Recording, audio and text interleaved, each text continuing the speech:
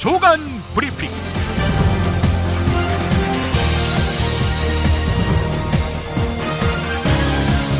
(2016년 8월 2일) 화요일입니다.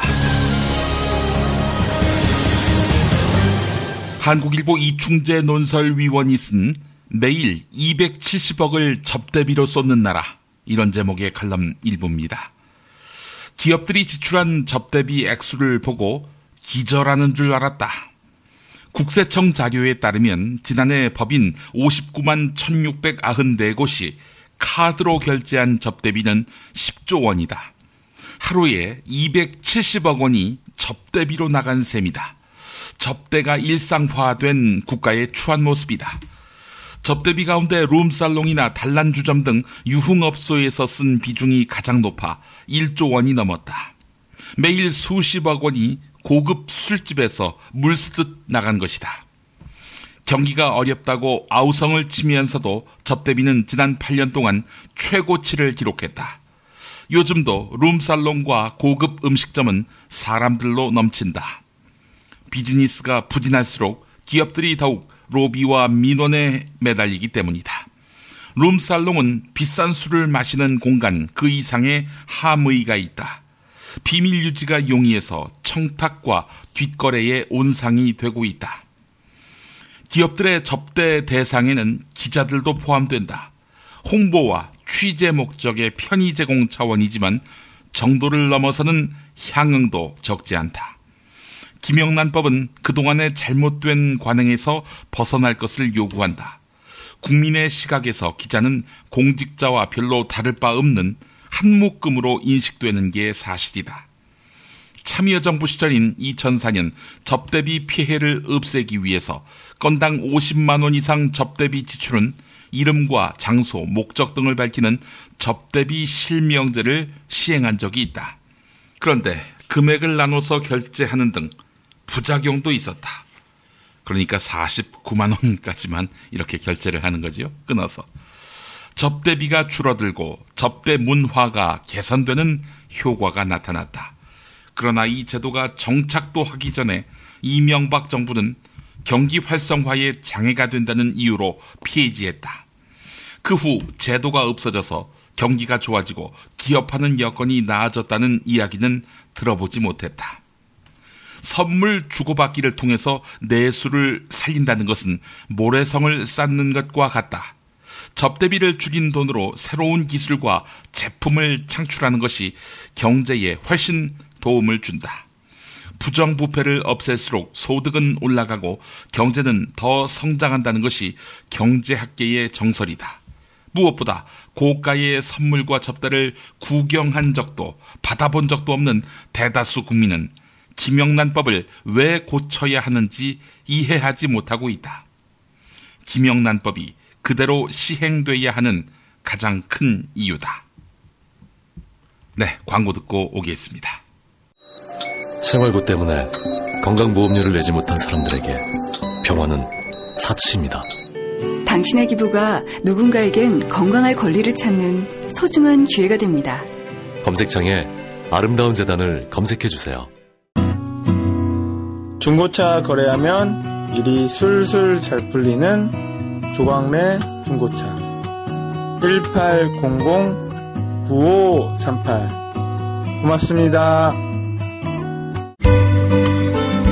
노력한 만큼 내어주는 자연, 그 자연의 마음을 알기에 정성농장 홍삼. 검색창에서 정성농장 홍삼을 검색해주세요. 010-9754-6972. 지금 쓰고 있는 가글 사용 후 확인해 보셨나요?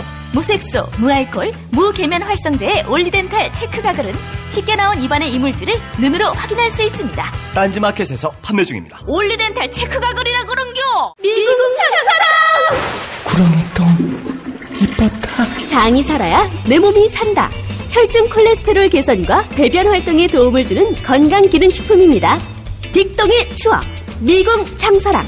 지금 검색창에 미궁 장사랑을 검색하세요. 핸드폰 기종 최다 케이스 보유하고 있는 사이트는 친구 사진, 애인 사진까지 나만의 DIY 제작 케이스는 아니모. 디자인 예스, 총알 배송 예스. 070-5029-0330에서 2번까지 포털 사이트에서 바리몽을 검색해주세요. 서울, 인천, 경기의 신축 빌라, 빌라타임즈에서 알차게 전해드립니다. 튼실한 사진, 지도 정보에다 현장 답사 서비스, 허위 매물에는 100만원 보상까지. 빌라타임즈를 검색하세요. 수억 원대 공천 헌금을 받은 혐의였죠. 국민의당 박준영 의원에 대해서 재청구된 구속영장이 또 기각됐습니다. 법원 주장은 도주 우려가 없고 광범위한 수사를 통해서 증거를 확보해 추가로 증거를 인멸할 우려가 없다는 것입니다. 이 말을 곱씹어 보면 충분한 증거가 있으니 불구속 상태에서 재판받아도 된다는 논리입니다. 박선숙, 김수민 의원에 이어서 검찰이 무리한 영장 재청구를 한 게 아니냐, 이런 논란이 일면서도 박준영 의원의 앞날이 밝아 보이지는 않습니다. 국민일보에 곧 퇴임을 앞둔 강신명 경찰청장 인터뷰가 있습니다. 진경준 검사장, 우병우 청와대 민정수석 사태를 계기로 불거진 검찰 개혁 방안으로 검경 수사권 조정을 들고 나왔습니다. 검찰이 독점하고 있는 수사권을 경찰에게도 부여해서 수사기관 간의 견제와 균형을 이루도록 하자는 주장이죠.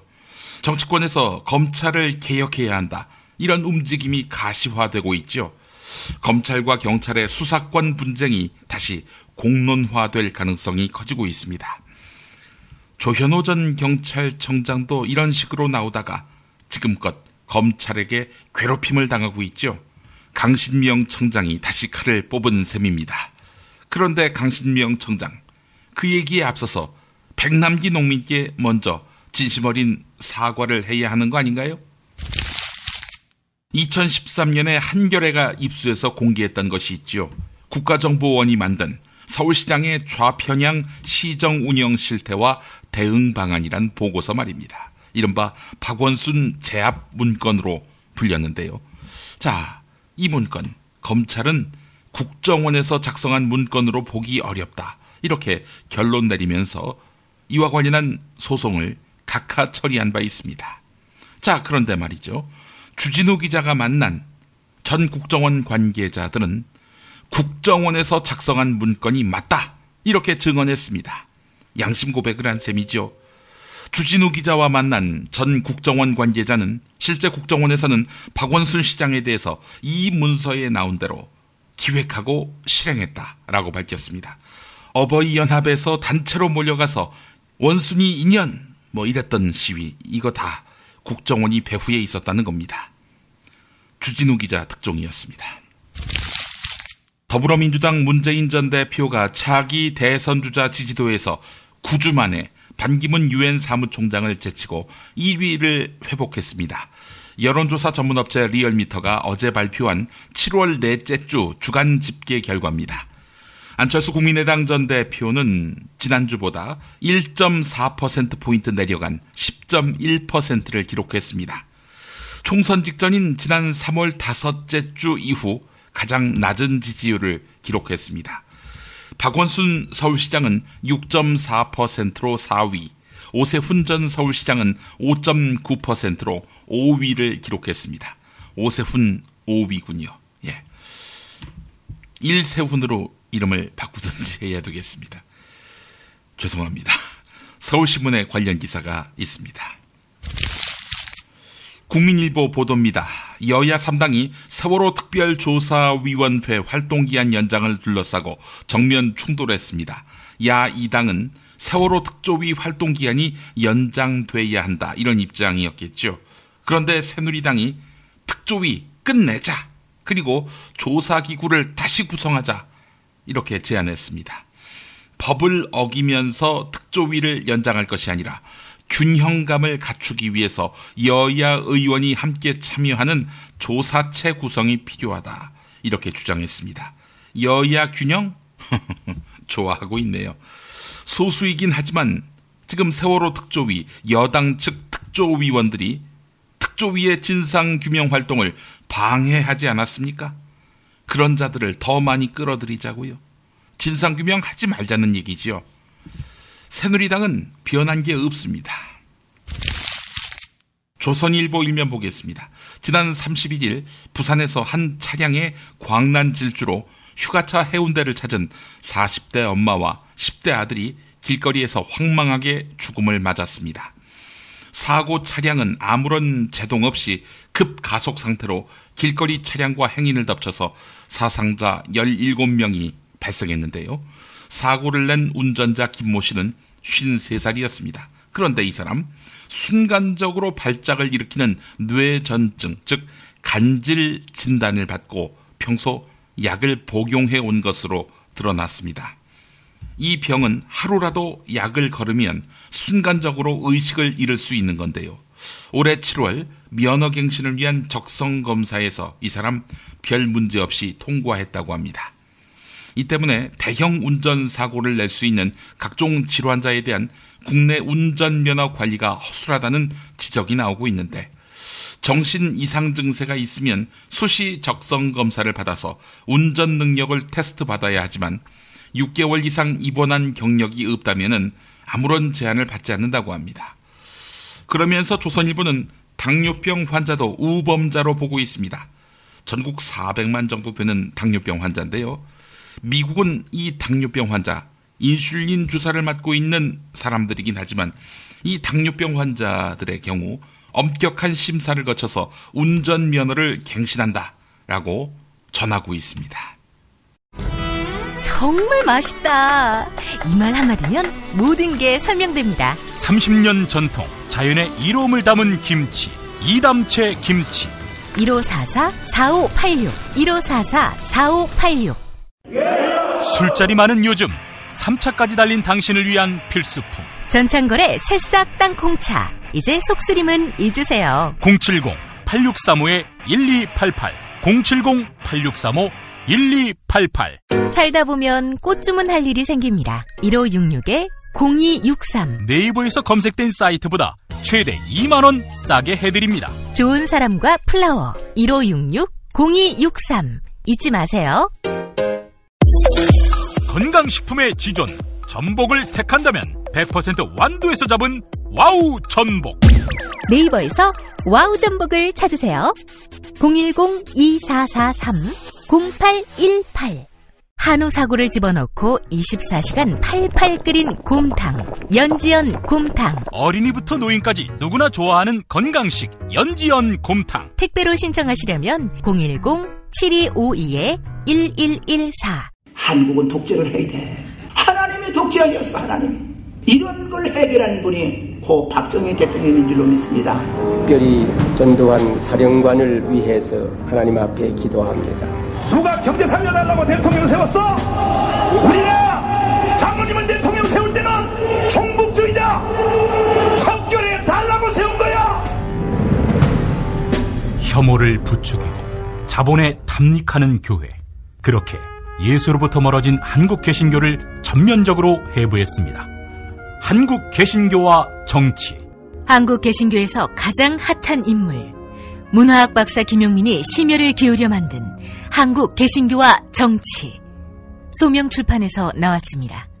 지난달 수출 감소폭이 3개월 만에 두 자릿수대로 확대됐습니다. 이에 따라서 당초 정부가 기대했던 8월에는 수출 실적이 반등할 것이다 라는 전망이 어려워진 게 아니냐, 이런 분석이 나옵니다. 한국의 수출은 지난해 1월 이후 19개월 연속 마이너스 성장을 이어가면서 역대 최장기간 감소 기록을 한 달 만에 다시 경신했습니다. 한편 한국은행은 6월 경상수지 흑자가 월간 기준으로 사상 최대 규모를 달성했다고 밝혔습니다. 하지만 수입이 수출보다 더 많이 줄어들어서 생기는 불황형 흑자라는 분석도 나오고 있습니다. 좋은 게 아니란 거죠. 동아일보 보도였습니다. 한국의 경제는 2014년 이후 전반적으로 침체했습니다. 이런 와중에 부동산만 유독 호황을 누렸지요. 어제 소개해드린 대로 총부채 상환 비율 DTI와 담보 인정 비율 LTV, 부동산 관련해서 규제가 크게 완화됐지요.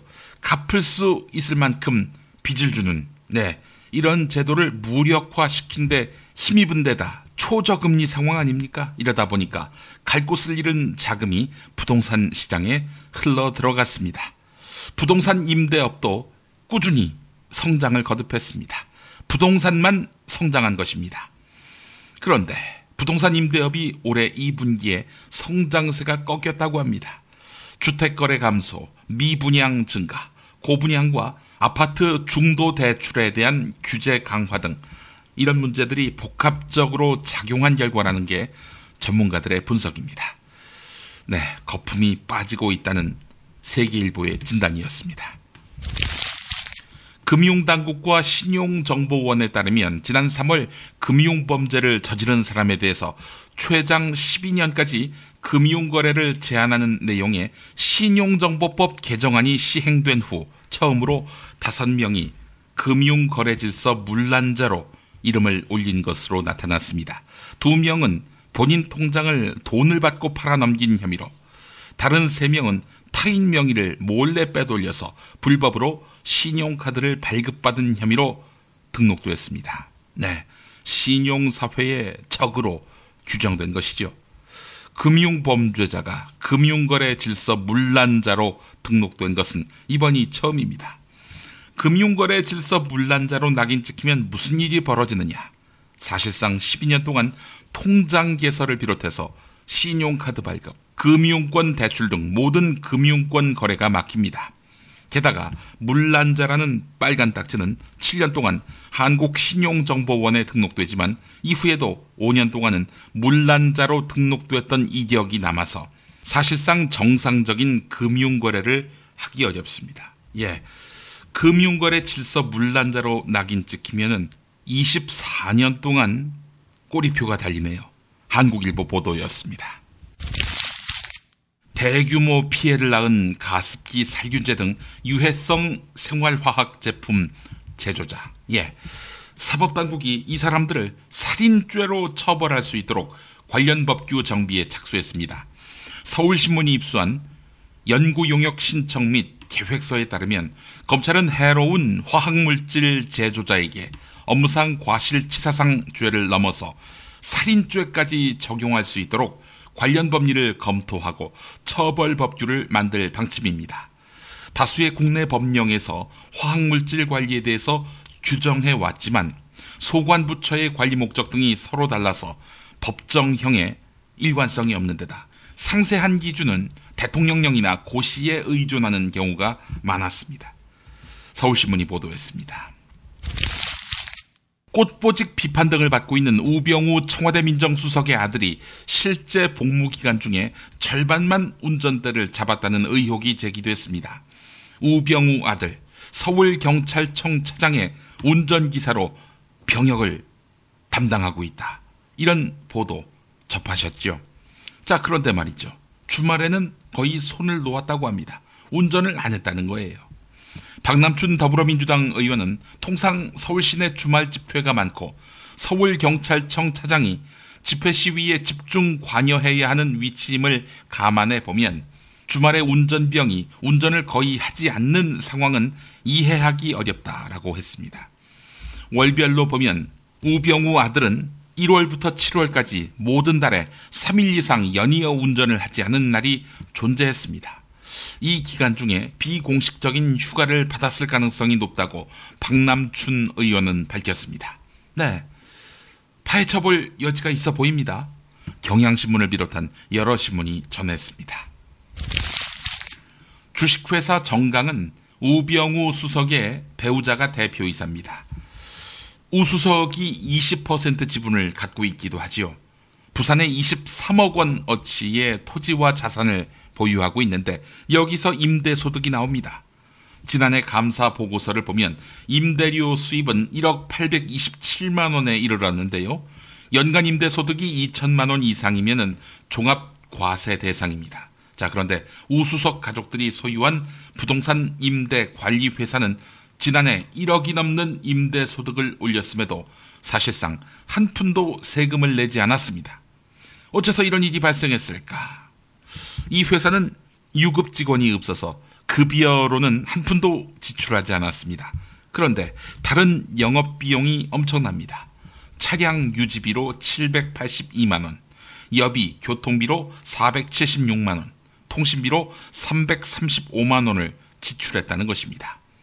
가족이 개인적으로 사적으로 지출한 것을 회사 업무 비용으로 정산했을 가능성이 높아 보입니다.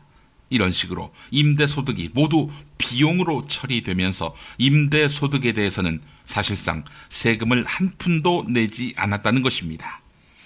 탈세 혹은 배임에 해당하는 일이 없는지 먼저 진상을 가려야 할 것 같습니다.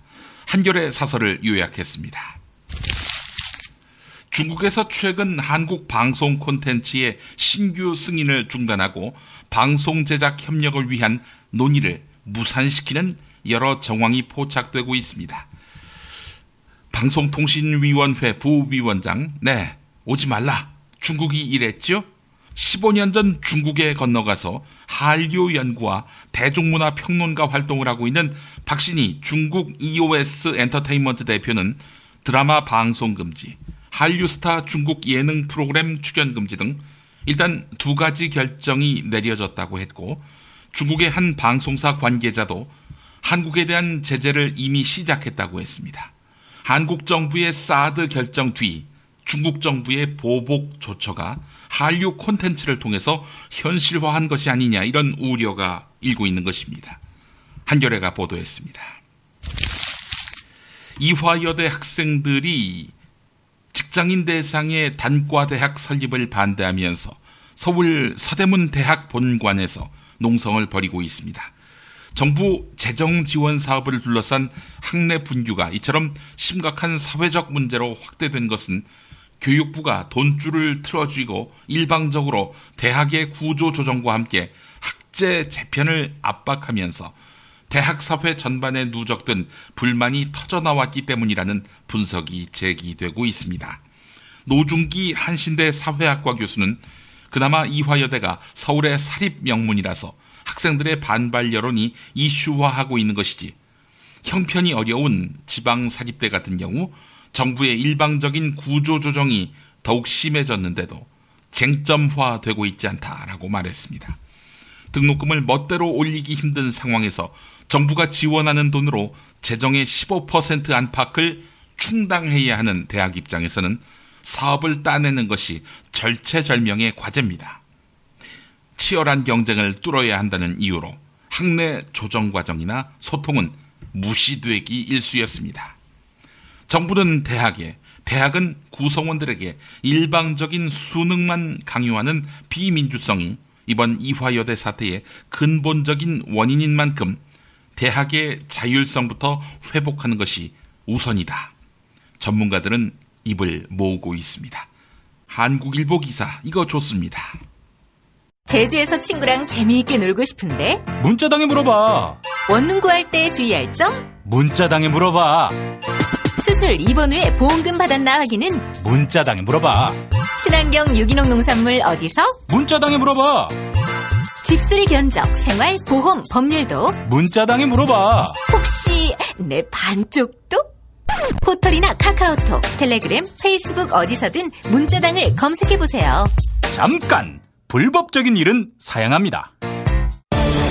드러난 현상만이 아니라 뉴스의 흐름, 의도까지 짚어드리겠습니다. 매일 종합일간지 주요 기사와 칼럼을 전해드리는 시간. 김용민의 조간 브리핑. 월요일부터 토요일까지 여러분의 뉴스 보좌관 김용민이 함께합니다.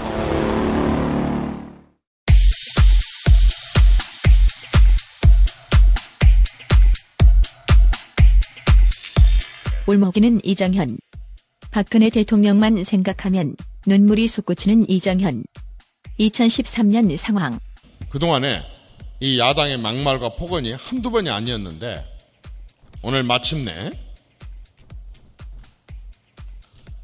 양승조 의원이 대통령에 대해서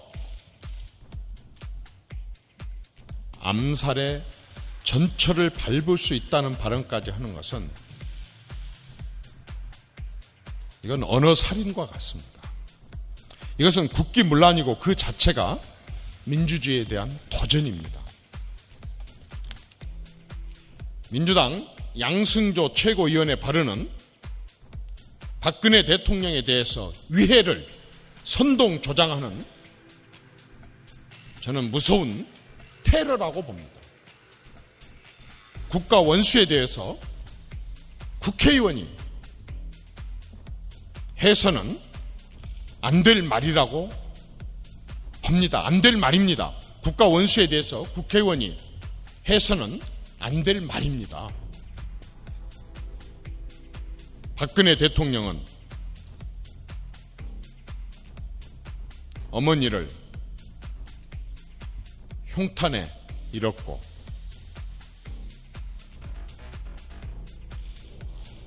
또 아버지마저 흉탄에 잃었습니다. 대통령 자신 또한 테러를 당해서 목숨을 잃을 뻔했던 분입니다. 야당의 막말은 문제지만 그동안에 이 야당의 막말과 폭언이 한두 번이 아니었는데 자신이 했던 이 막말은 아무 문제가 안 되는 듯. 아이 씨발놈들아, 내가 그랬어. 너희 씨발놈들은 잠깐 벗어나려고 세상에.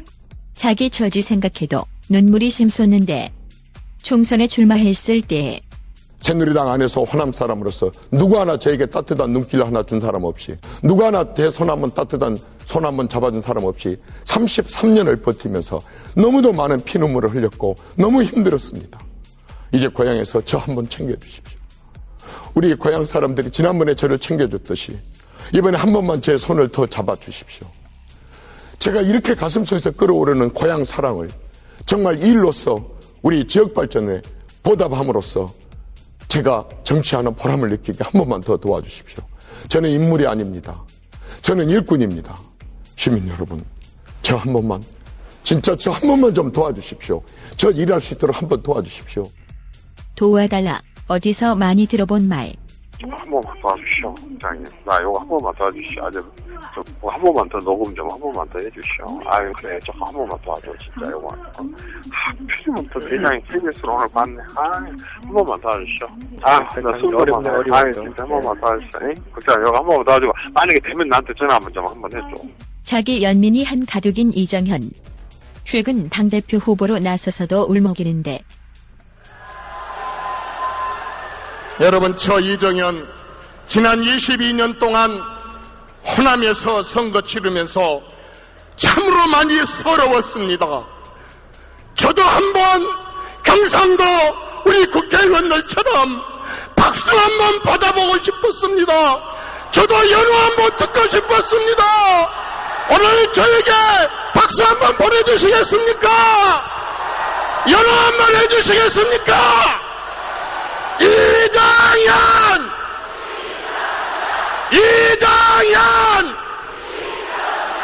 대표 말씀 이정현!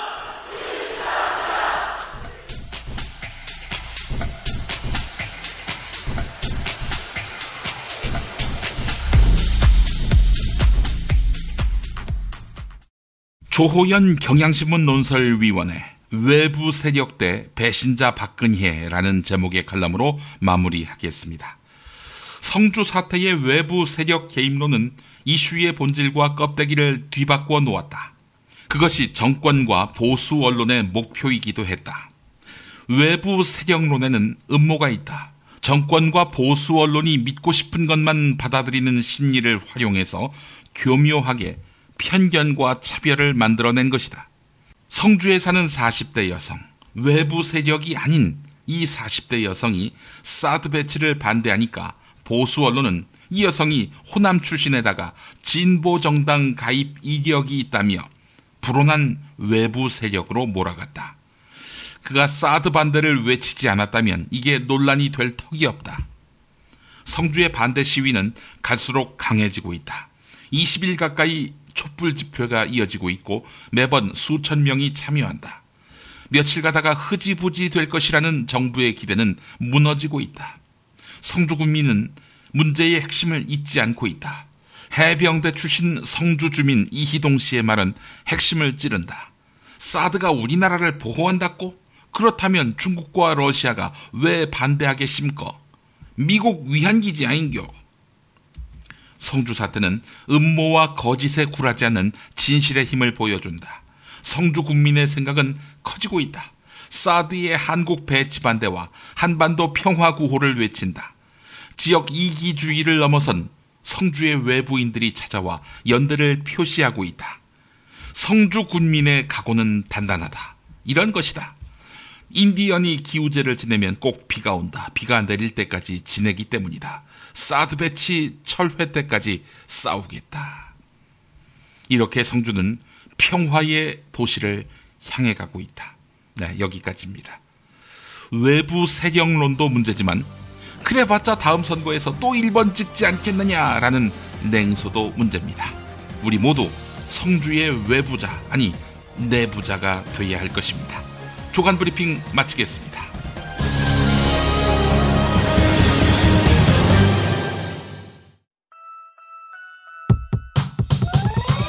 이번 방송 괜찮았나요? 작별의 여운 이렇게 표시해주세요. 다운로드하기, 댓글 달기, 구독하기, 별점 주기. 더 좋은 방송 만들어달라는 약속 이렇게 응원해주세요. 다운로드하기, 댓글 달기, 구독하기, 별점 주기. 기억하셨죠? 다운로드하기, 댓글 달기, 구독하기, 별점 주기.